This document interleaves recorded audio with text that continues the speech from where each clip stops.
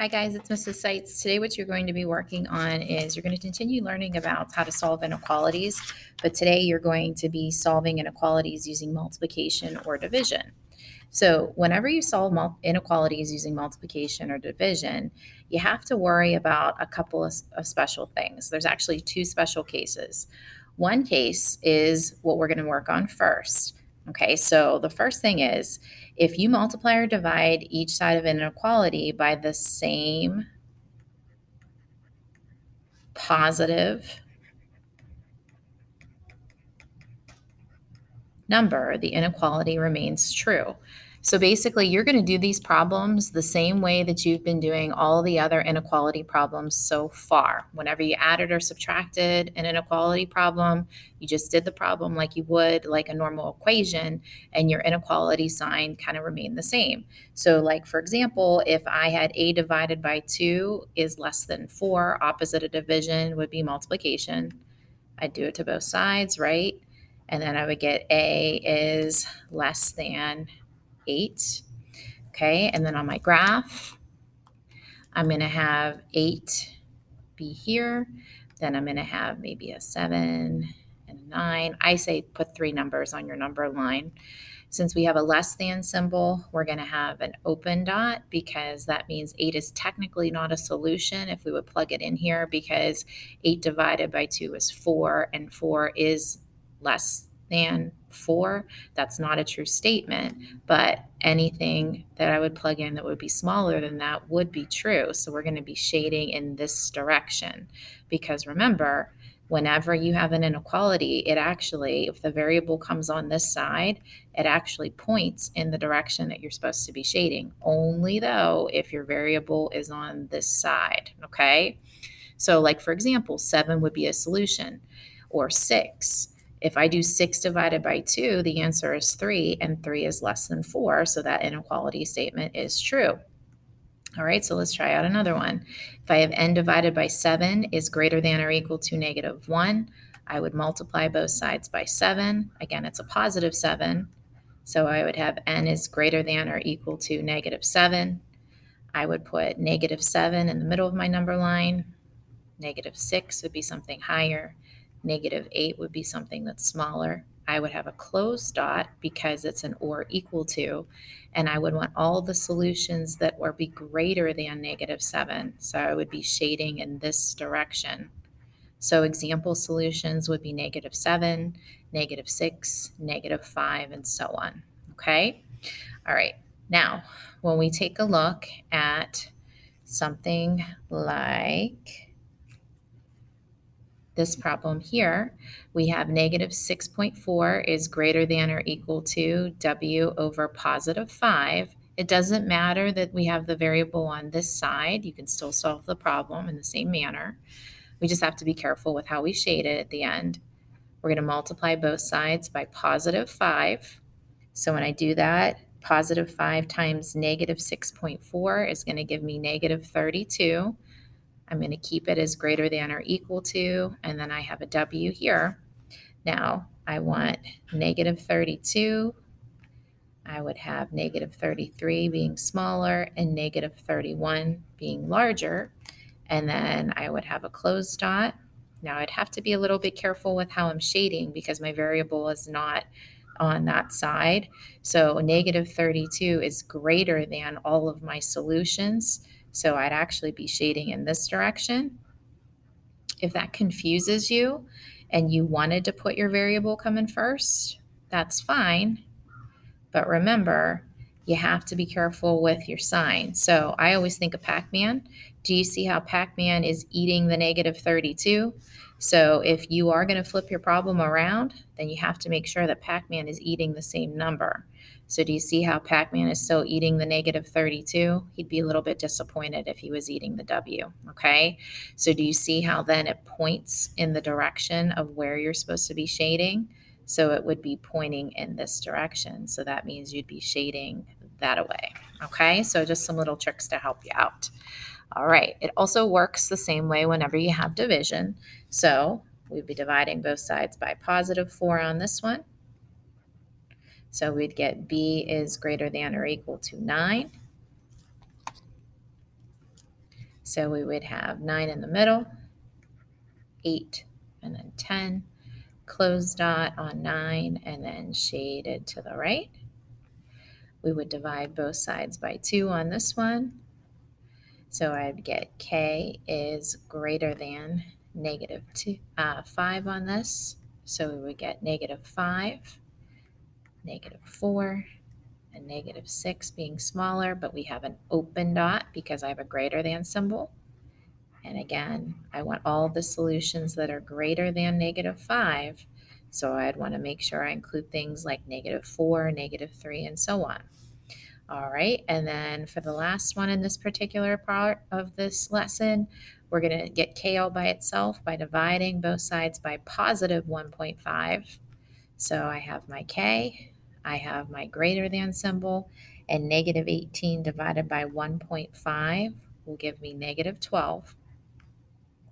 So I should have a negative 12 on my number line, a negative 11, a negative 13. Remember, always double check to make sure your number line is making sense. All right. Now you want to make sure you have an open dot on negative 12. And think about what that means. All of your answers, negative 12 is going to be bigger than all of your answers. So when you do this problem, you want to think about how you're shading that. So that means that you would actually be shading in this direction.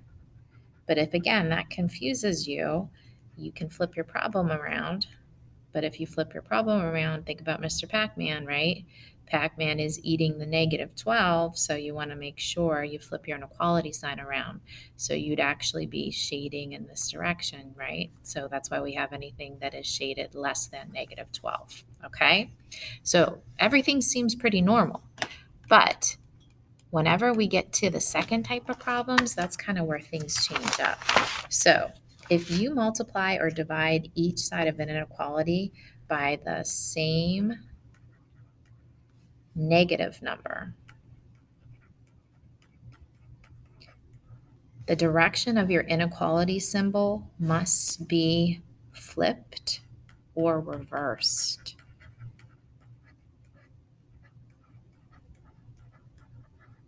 For the inequality to remain true. So watch how these kind of change up. And this is probably the most important special case to remember. So when we solve something like this one in number 1, p divided by negative 4 is less than 7, I need to multiply by negative 4 to both sides. Because I am multiplying by a negative number, that flips my inequality sign around. This is the new rule.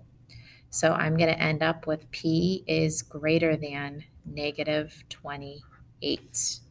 So we're going to graph our number line the same way that we have before. And remember, the reason why we have to graph a number line is because we actually don't just have one solution. We have tons of different answers now that will work for these problems. So we want to have an open dot on negative 21, and we want all the solutions that are greater than negative 28.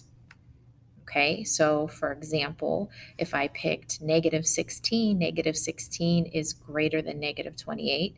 Negative 16 divided by negative 4 is 4, and 4 is less than 7, so that solution would have worked out.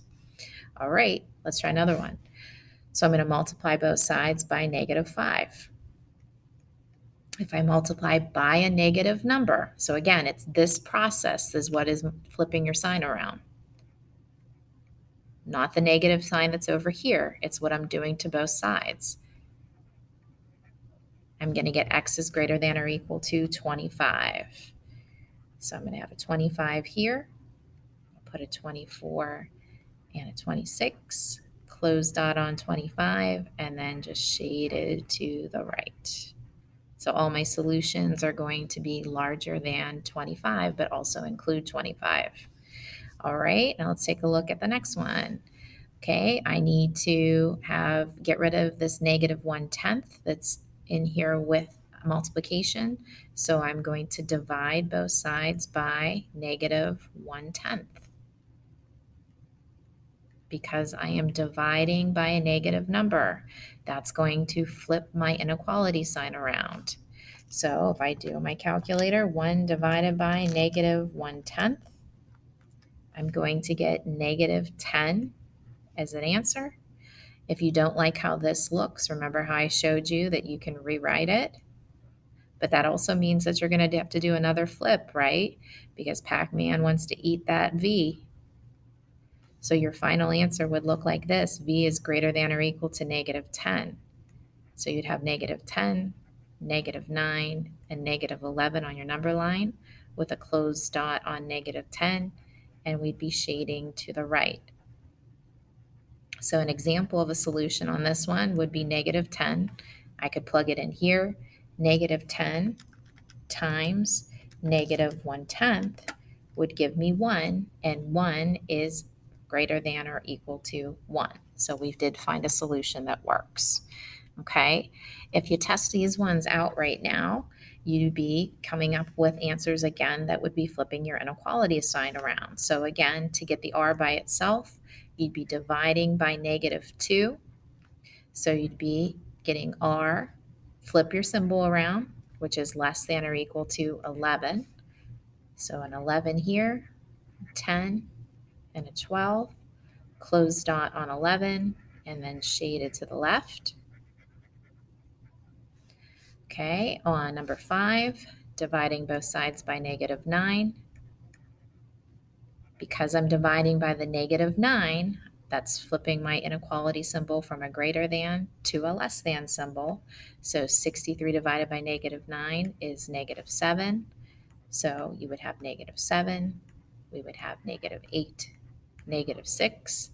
Open dot this time on negative 7, but we want all the solutions that are less than that.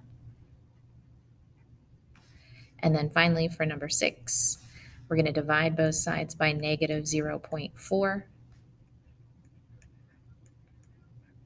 The negative 12 has nothing to do with why we're flipping the sign around. It's what we're doing to both sides. It's division by negative 0.4. So we would flip from a greater than or equal to a less than or equal to. So negative 12 divided by negative 0.4 will give me 30.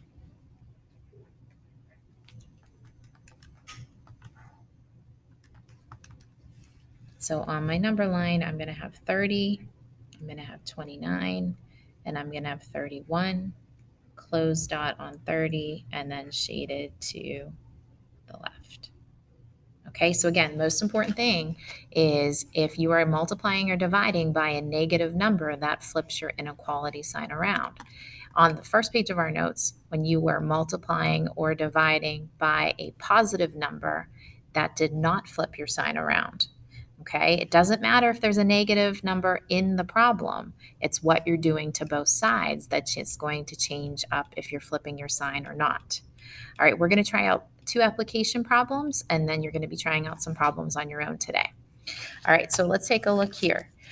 On question number 1, it says you earn $9.50 per hour at your summer job. You want to write and solve an inequality that represents the number of hours you need to work in order to buy a new iPhone that costs $494. All right, so the first thing, remember, that we need to do is figure out what our unknown is. So we're going to say let x equal the number of hours.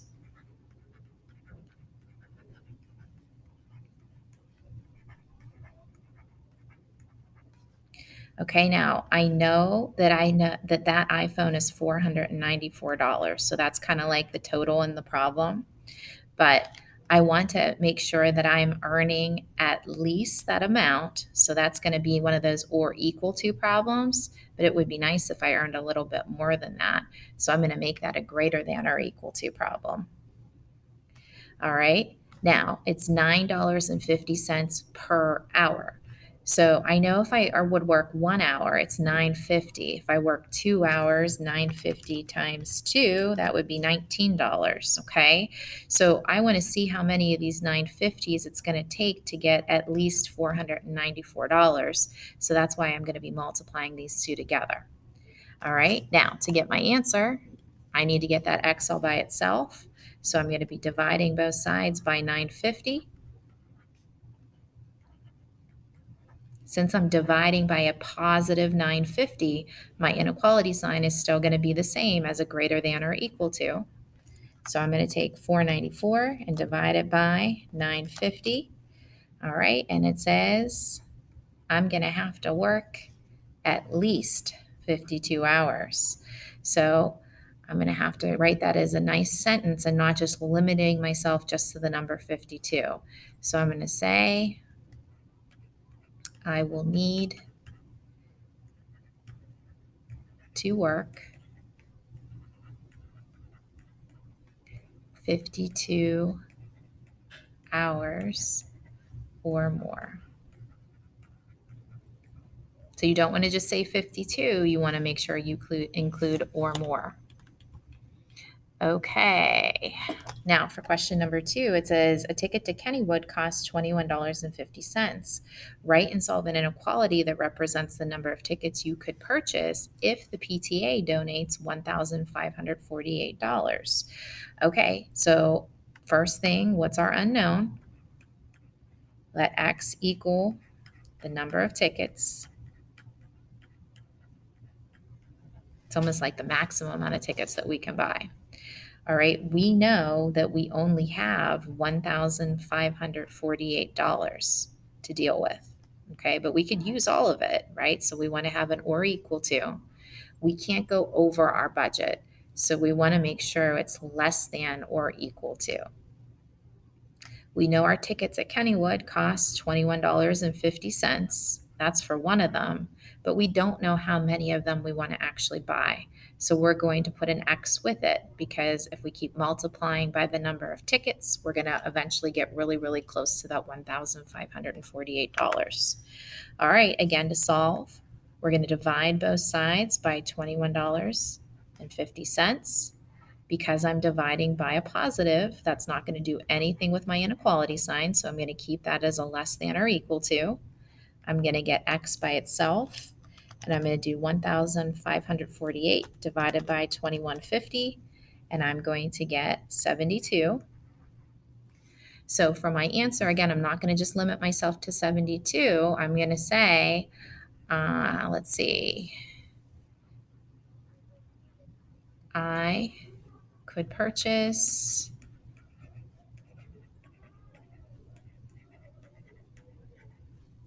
up to 72 tickets. Because I could purchase less than that, but the max I could purchase is 72 without going over that budget. Okay, so in reviewing today's lesson, the 2 main ideas is we're still solving these one-step inequalities, right? But if you're multiplying or dividing and solving these by a positive number, your inequality sign does not flip. If you multiply or divide, though, by an inequality that has a negative number, so like in the second page of notes, when you multiply or divide it by a negative number in solving, that's when your inequality sign will flip around.